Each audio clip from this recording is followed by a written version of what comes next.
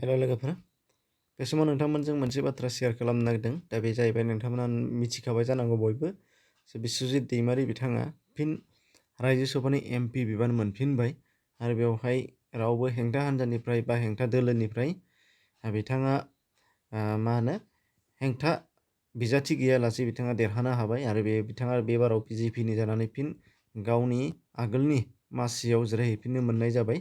दा गिबियाव बिथांनिसिम कंग्रेचुलेसन बावहरनाय जाबाय।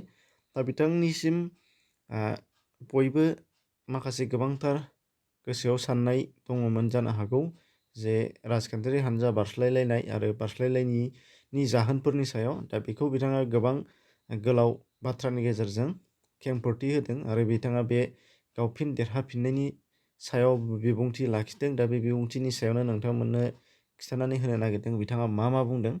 दा बिथाङा फेसबुक पेजाव फोसावना होदों आरो बे पेज बादियैनो नोंथांमोननो बेखौ खिन्थाना होनो नागिरदों। बाहाय बिथाङा लिरदों, आंनि थांखिया गोरोन्थि नङामोन। बिथाङा टाइटेल हिसाबै बेखौ बुंदों। दा बेयाव माखौ होननाय जादों फैदो फारि फारि बिथाङा मा लिरलांदों नायना लादिनि। दिनै आं ब्रैथि खेबनि थाखाय रायजो सभायाव बादायनाय गैयाजासे बिसायख'जानायनि थाखाय आसामनि गासै रायजो राजानिसिम गोरबोनिफ्राय साबायखर बावहरबाय। भारतनि गाहाय मन्त्रि मानगोनां श्री नरेन्द्र मदि, नखर मन्त्रि मुश्री अमित शाह, बिजेपिनि आफादगिरि जेपि नाड्डा आरो लोगोसे आसामनि गिबि मन्त्रि मुश्री सर्बानन्द सन'वाल, मुश्री हिमन्त बिश्व शर्मा, आसामनि बिजेपिनि आफादगिरि मुश्री रन्जित दास बिथांमोनखौबो आंखौ फिन रायजो सभायाव बिजेपिनिफ्राय एमपि महरै दैथायहरनायनि थाखाय साबायखर बावबाय। आंनि राजखान्थियारि जिउआव बेयो मोनसे गेदेरथार देरहासारनाय। 2020 मायथाइनि 31 मार्चनिफ्राय आगस्तनिफ्राय मोनसे सौग्रावनायनि गेजेरजों आंनि राजखान्थियारि जिउआव दिंग्राय बिन्दो लादोंमोन। बर' हारिनि थामोनथा रैखाथिनि थाखाय बेसेबांबा बोसोर सोमावसारनायनि उनाव बड'लेण्डनि अनगा गासै आसाम नाङै सेरखाय बेरखाय जानानै थानाय बर'फोरा बर' कसारी वेलफेयार अट'नमास काउन्सिल मोननो थांदोंमोन। नाथाय बेखौ बिपिएफ हान्जाया गावनि राजखान्थि सर्तनि थाखाय 2020 मायथाइनि 31 आगस्तनिफ्राय जानाय एसेम्ब्लियाव बिलखौ लाबोनो मोना होननानै आसाम सरकारखौ हेंथा होदोंमोन आरो दानि बिकेडब्लिउएसि खौ दानो मोना होननानै थांखि लादोंमोन। आं खुथार बुंब्लाबो बिपिएफआ बेखौ हेंथा होनायनिफ्राय दोरोदाखैमोन।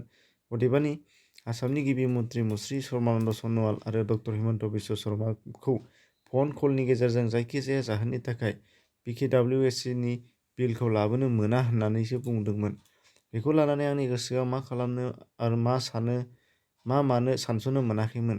जोबनायाव आं थांखि लादोंमोन दि जेरैखि जायाब्लानो बिकेडब्लिउएसि खौ दाथारनांगौ।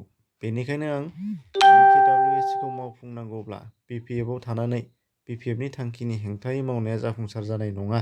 बेखायनो बिपिएफनिफ्राय रिजाइन होनानैब्लाबो मावनांसिगोन होननानै बिबान नागारदोंमोन। बेनि उनाव बिपिएफनिफ्राय रिजाइन होनानै बिपिएफनि एमपि जानानै थायोब्ला खान्थि बादियै गनायजाथाव जानाय नङा होननानै रायजो सभानि मासिखौबो नागारदोंमोन। आंनि थांखि आरो नोजोरा मोनसेल'मोन, जेरैखिब्लाबो बिकेडब्लिउएसि खौ आसाम बिसायख'थिनि सिगां दानांगोन। गोबांआ आंखौ बे समाव आंनि बे थांखिखौ बारा साबजायाखैसै होननानै बुंदोंमोन।